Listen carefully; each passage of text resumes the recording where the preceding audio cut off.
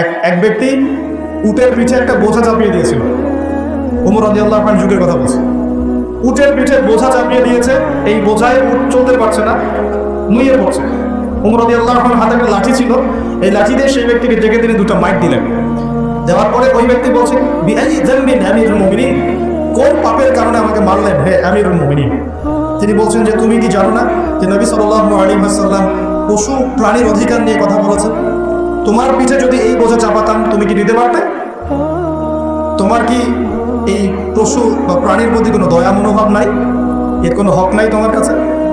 এত সূক্ষ্ম ছিল তার বিচার, এত সূক্ষ্ম ছিল। আপনারা জানেন না, মনে পড়ে না ওই ঘটনা যে মায়ের বাচ্চারা না খেয়ে শুয়ে আছে, কান্নাকাটি করছে। আমিরুল মুমিনিন ছদ্মবেশে রাত্রিবেলা ঘুরে বেড়াতেন। যখন দেখলেন যে শিশু কান্না করছে, জিজ্ঞাসা করলেন কেন কান্না করছে? বলছেন আল জু আমিরুল মুমিনিন, ক্ষুধার কারণে। হাদা ওয়াল্লাহি হাদা বাইনি ওয়া বাইনা ওমর, আল্লাহর কসম করে বলছি এটা ওমর আর আমার মাঝখানের ব্যাপার। এই মহিলা বলছে। ওমর রাদিয়াল্লাহু আনহুর কলিজাটা কেঁপে উঠেছিল। তিনি বলেছেন আল ফারাজুন করিব ফান্তাসিরি, অপেক্ষা করো হে আমার বোন, নিশ্চয়ই উদ্ধার নিকটেই। ফারাজুন করিব। তিনি ওখান থেকে চলে গেলেন মদিনায় হেঁটে হেঁটে।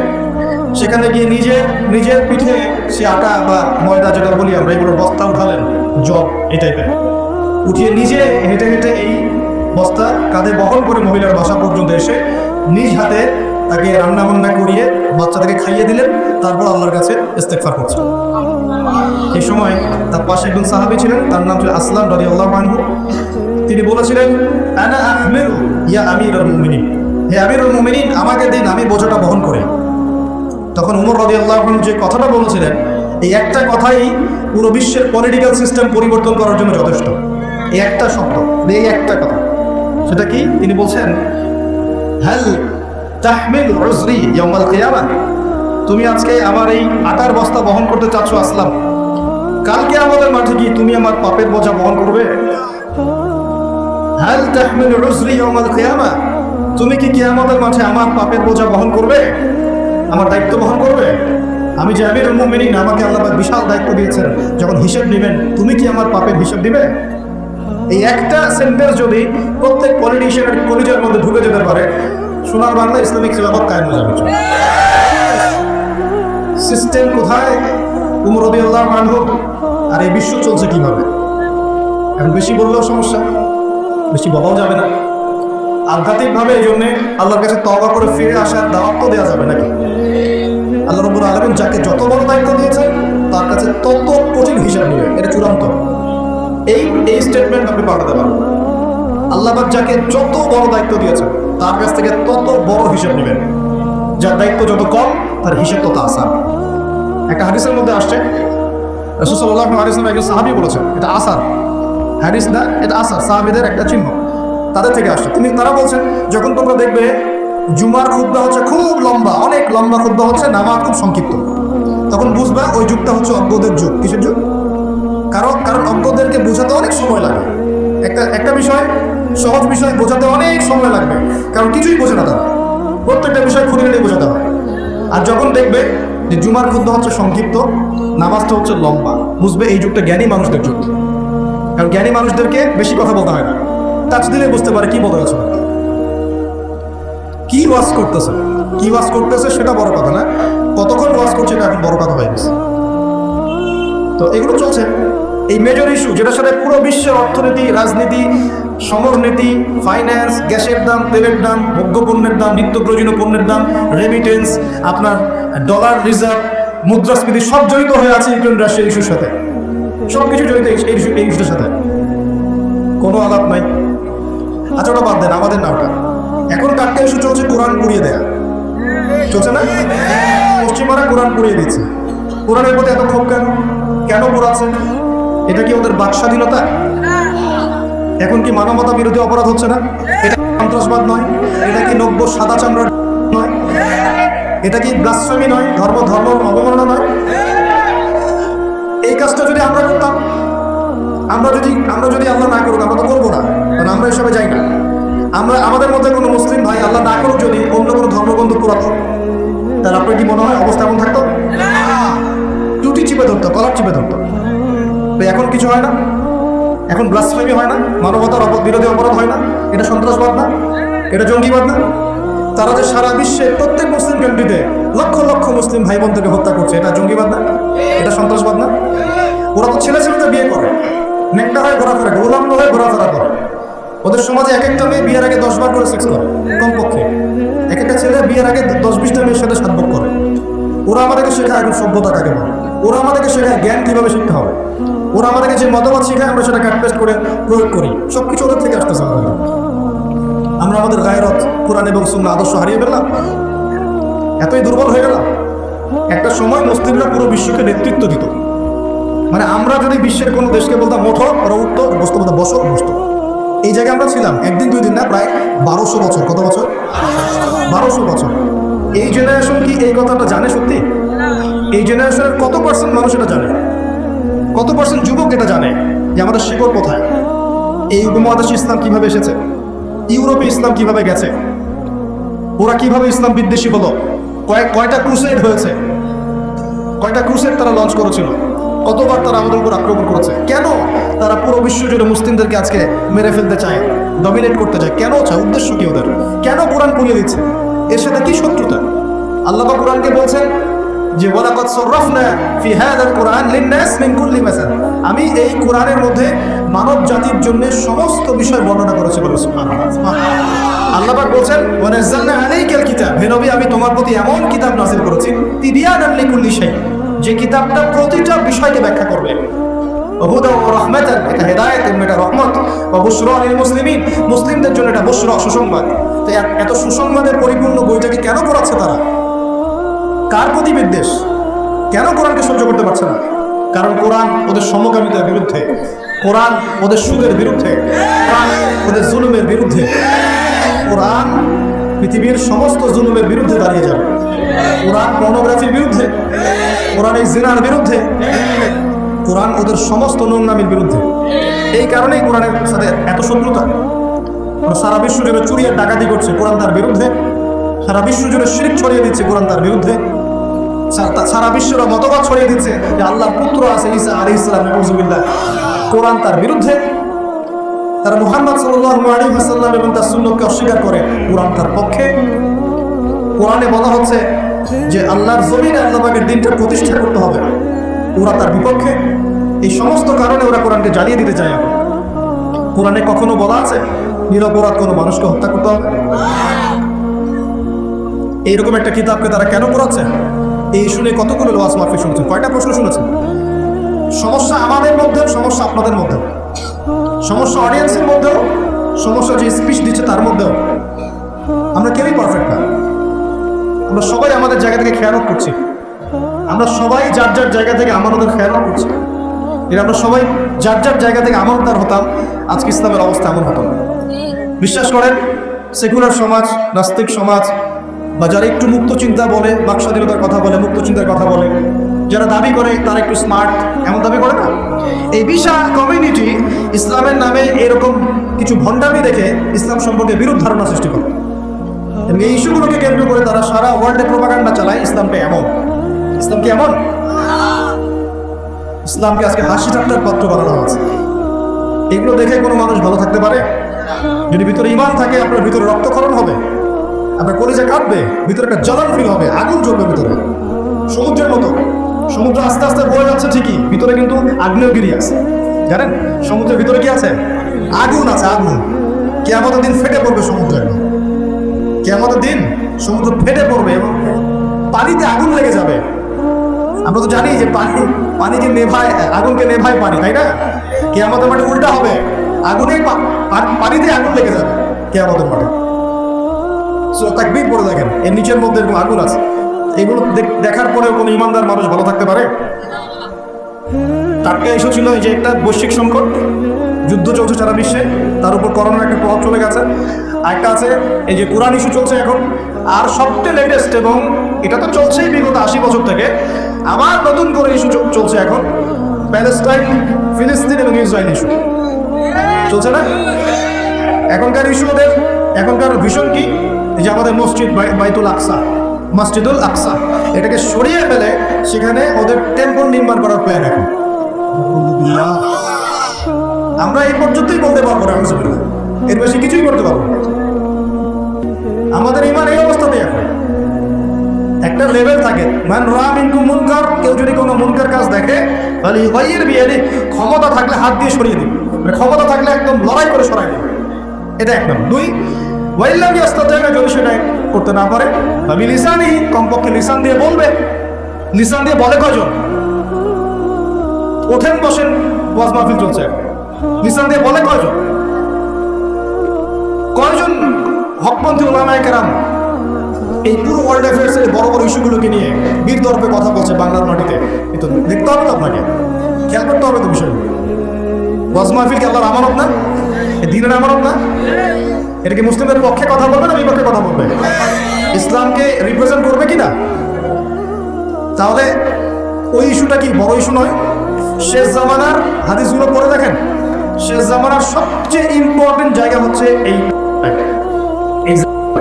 এই জেরুজালেম থেকেই শেষ জামানার সবচেয়ে বড় বড় ঘটনাগুলো ঘটবে। ওইখানেই দেখবেন লড়াই হচ্ছে, দাজ্জালকে মেরেও ফেলা হবে ওইখানে। ওই জায়গাগুলোতেই ঈসা আলাইহিস সালাম আসবেন, ওখানে ইমাম মাহদী, সবই ওখানে। শেষ জামানার বড় বড় ক্যারেক্টার সব ওখানে, সবই ওখানে। এমনকি যে বাহিনীর কথা বলা হয়েছে শেষ জামানায়, একটা বাহিনী, আল্লাহর সেনাবাহিনী লড়তে লড়তে লড়তে লড়তে ওই জেরুজালেম পর্যন্ত চলে যাবে, পৃথিবীর কোনো শক্তি ওদেরকে দমন করতে পারবে না। এটাও হাদিস আসছে। এমনকি এমনও হাদিস আসছে যে লা তুকাতিলুন্না, তোমরা ইহুদদের সাথে যুদ্ধ করবে, নবীজি বলেছেন। এমনকি কোনো যদি ওদের কোনো যোদ্ধা যদি এই পাথরের বা গাছের পিছনে গিয়ে লুকায়, এই গাছ এবং পাথর কথা বলা শুরু করবে, যে কোনো আলেমকে জিজ্ঞাসা করে হাদিসটা বলে দিবে, গাছ এবং পাথর কথা বলা শুরু করবে, ইয়া মুসলিম, হে মুসলিম, হে মুসলিম সৈন্য, ইন্না ওয়ারা'আল ইয়াহুদ তাআল ফাকতুলহু, আমার পিছনে একজন লুকিয়ে আছে, আসো ওকে হত্যা করে যাও। গাছ এবং পাথর কথা বলবে। গাছ পাথর কেন কথা বলবে? কারণ আল্লাহ পাকের জড়বস্তু দীর্ঘদিন ধরে এদের জুলুম দেখতে দেখতে অতিষ্ঠ হয়ে যাবে। ওয়ার্ল্ডের যে বড় বড় ইস্যু, তার মধ্যে এটা একটা ইস্যু ছিল, এখন চলছে। এখন ওরা কি বলেছে জানেন? ওদের গভর্নমেন্ট কি বলেছে? তার আগে বলি, ওই জায়গাটাকে মুসলিমদের না অমুসলিমদের? ওই জায়গাটা কাদের? উমর রাদিয়াল্লাহু আনহু ওই জায়গা বিজয় করেন নাই? সালাহউদ্দিন আইয়ুবী রাহিমাহুল্লাহ বিজয় করেন নাই? ওই জায়গায় মুসলিমরা প্রায় 1200-1300 বছর থেকে ছিল না?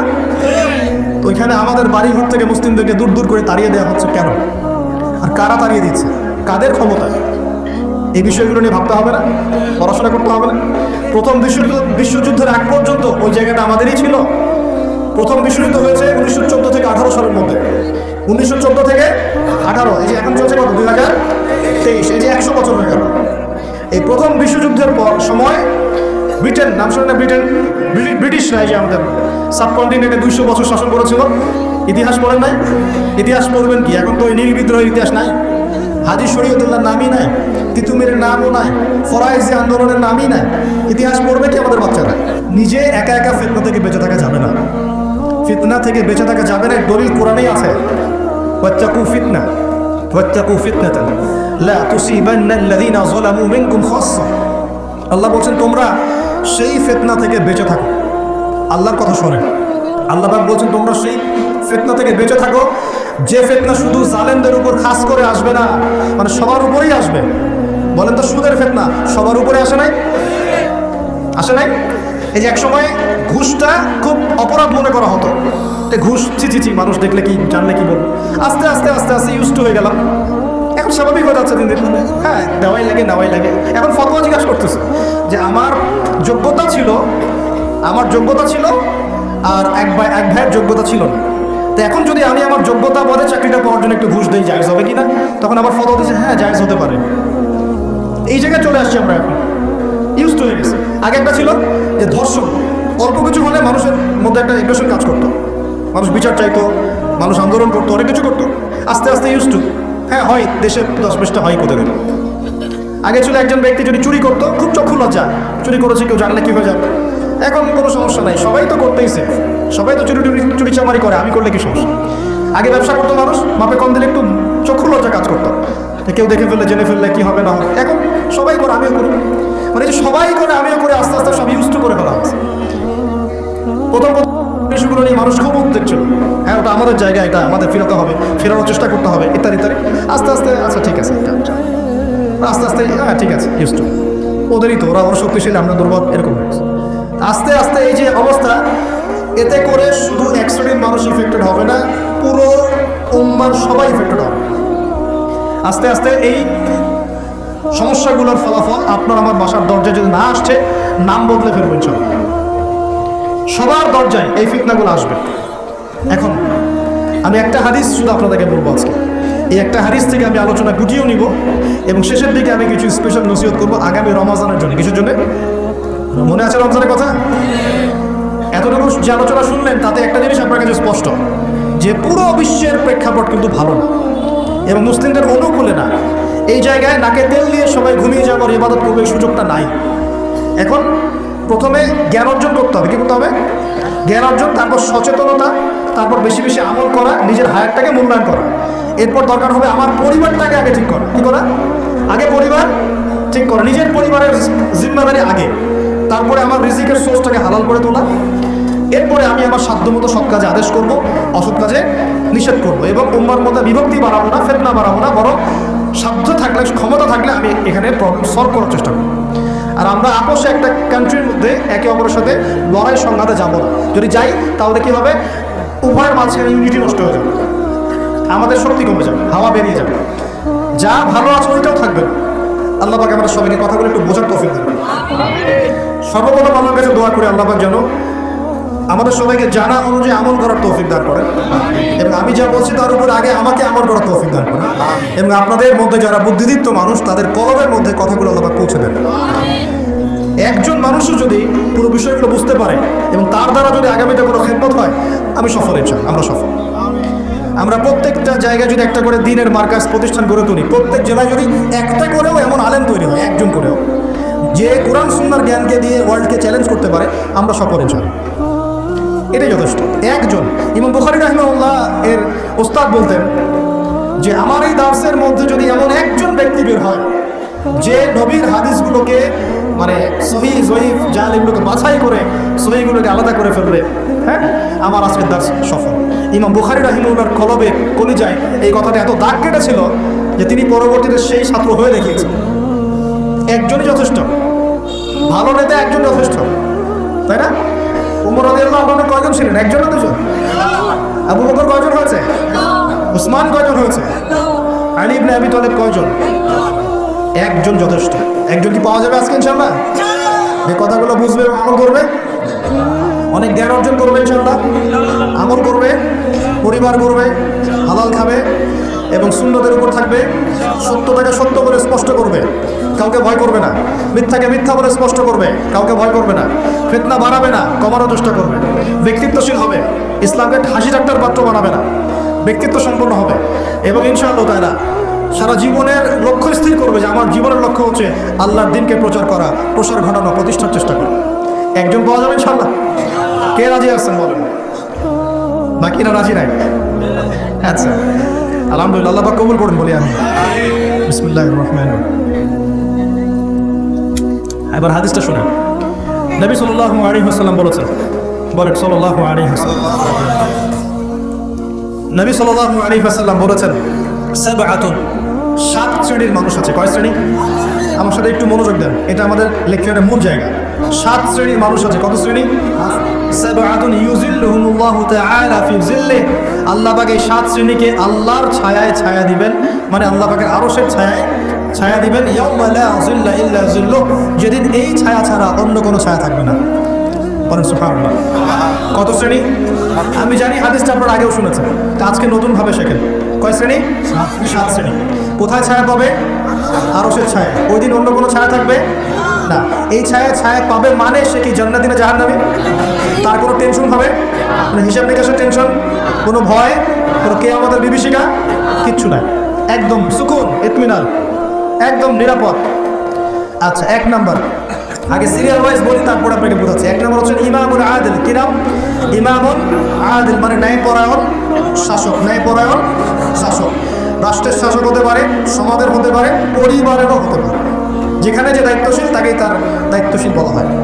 আচ্ছা, 1 নাম্বার ইমামুল আদিল। 2 নাম্বার ওয়াশাবুন, এই যে তুমি যুবক, ওয়াশাবুন যুবক, নাশআ ফি ইবাদাতিল্লাহি তাআলা, যে আল্লাহ পাকের ইবাদতে তার যৌবন বিলিয়ে দিয়েছে। কে সেটা? যুবক না বৃদ্ধ? কি করেছে? আল্লাহর ইবাদতে জীবন যৌবনটাকে বিলিয়ে দিয়েছে। বিলিয়ে দেওয়ার মানে কি? বিলিয়ে দেওয়ার মানে কি পার্ট টাইম মুসলিম হও না ফুল টাইম মুসলিম হও? ফুল টাইম মুসলিম। আছে সে কি কোরআন হাদিসের অংশ মানবে না পুরোটা মানবে? আলহামদুলিল্লাহ। 3 নাম্বার, রাজুলুন, এমন ব্যক্তি কলবুহু, যার কলব, কলব মানে কি? অন্তর, মুআল্লাকুন ফিল মসজিদ, মসজিদের সাথে অন্তর কি থাকে? ঝুলে থাকে। এটা কি সত্যি সত্যি কলিজা ঝুলে থাকে না টান? কি বোঝানো হচ্ছে? মসজিদের সাথে কি টান? ওই যে মোবাইল ফোনের সাথে যেমন হয়েছে আর কি, ওইটাই হয়েছে না মোবাইলের সাথে। এখন রাজুলুন কলবুহু মুআল্লাকুন বিল মোবাইল, এখন হয়েছে এরকম এমন ব্যক্তি যার অন্তর কি হয়? মোবাইলের সাথে ঝুলে থাকে, থাকে না?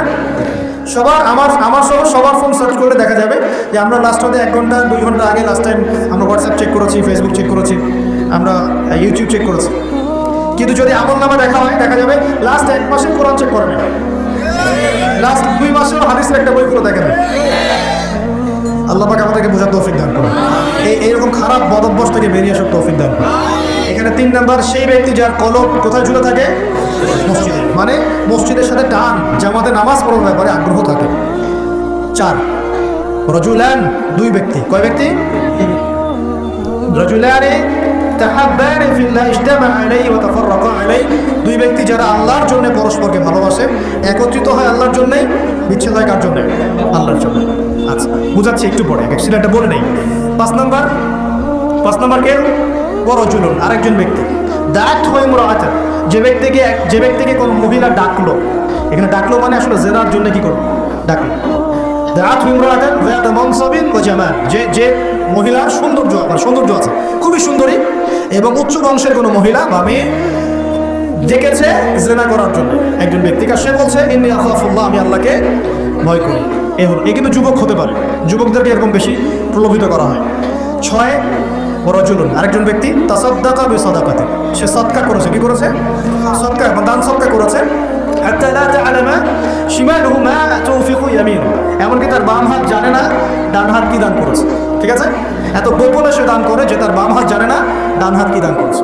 আর 7 নাম্বার, রাজুলুন যাকারাল্লাহ খালিয়ান, যে ব্যক্তি আল্লাহকে ডাকে, খালিয়ান মানে গোপনে, নীরবে, নিভৃতে, একাকী আল্লাহকে ডাকে। ফায়াদাত আইনাহু, তার চোখ দিয়ে টকটক করে পানি পড়তে থাকে। কয় শ্রেণী? 7 শ্রেণী। এবার বোঝেন, এটা বোঝার আগে একটু আকাশের দিকে তাকাবেন আজকে বাসায় গিয়ে, বা যেদিন আকাশে ভরপুর তারা উঠবে সেদিন দেখবেন। আকাশে তারা দেখেছেন কখনো? এখন তো সময় নেই, এবার মানুষ ব্যস্ত, আকাশের তারা দেখার সময় নেই। আল্লাহ পাক সূরা মুলক পড়তে বলেছেন রাত্রেবেলা, তাই না? সূরা মুলক পড়তে বলেছেন কখন? রাতের বেলা বললে কবরের আযাব থেকে বেঁচে থাকবে ইনশাআল্লাহ। আর ওই সূরাতেই দেখবেন প্রথম পৃষ্ঠাতেই আছে এই মহাকাশ তারকার কথা। আল্লাহ বলছেন তারা দেখো, তারা দেখো, তারার দিকে তাকাও, আল্লাহ সৃষ্টির দিকে তাকাও, দেখো যে তোমাদের এই আল্লাহর সৃষ্টির মধ্যে তোমরা কোনো খুঁত বের করতে পারো কিনা। দেখো, তাকাই দেখো, বারবার দৃষ্টি ফিরাও, তোমার দৃষ্টি ব্যর্থ হয়ে ফিরে আসবে। রাতে সূরা মুলক পড়তে বলেছেন, আর তারা কখন উঠে? আর সেই তারার কথা এই সূরাতেই আছে। মেলাতে পারছেন? সুবহানাল্লাহ, চিন্তা করেছেন? এখন এখান থেকে হাদিস আসতেছে, আকাশের তারাগুলো দেখবেন, দেখে মনে হবে যে হয়তো বিক্ষিপ্ত হয়ে আছে, আসলে বিক্ষিপ্ত না। প্রত্যেকটা তারার সাথে প্রত্যেকটা তারার একটা গাণিতিক মিল আছে, এটা জ্যামিতিক মিল আছে। তোমরা কি জ্যামিতি পড়ছো না? ত্রিকোণমিতি, পরিমিতি এগুলো পড়ছো না? দেখবা তারা থেকে তারা তুমি চমৎকার কিছু শেপ এবং ম্যাথামেটিক্যাল ফাংশন বের করতে পারবে। দূরত্ব, ডিস্টেন্স, এক তারা থেকে এক তারার ডিস্টেন্স, ওই থেকে আরেকটা ডিস্টেন্স, আরেকটা থেকে আরেকটা ডিস্টেন্স, সেম পাবা, সমান পাবা, চোখ দিয়ে দেখতে পারবা। তুমি ছোট পরিসরে দেখতে পারবা যে তারাগুলোর মধ্যে একটা গাণিতিক মিল আছে। আর চোখটাকে যদি বড় করো, আকাশটাকে আরো বড় করো, দেখবে বড় পরিসরেও দেখতে পারবা। ঠিক যেমন কোরআনের সূরাগুলো এবং হাদিসগুলোকে যদি এবং কোরআনের সূরাগুলোকে, আয়াতগুলোকে যদি এভাবে তারার মতো করে মেলানো যায়, একটার সাথে আরেকটা, হেদায়েত খুঁজে পাওয়া যায়। কি পাওয়া যায়? ঠিক একইভাবে হাদিসগুলোকে যদি একটার সাথে একটা মেলানো হয়, তখন একটা সুন্দর হেদায়েত বের হয়ে আসে। একটা এক্সাম্পল দিয়ে বুঝতে পারবো। ইসলাম, আল্লাহ পাক বলছেন সূরা মাইদার 3 নম্বর আয়াতে ইসলামকে পরিপূর্ণ করেছে। কি করেছি?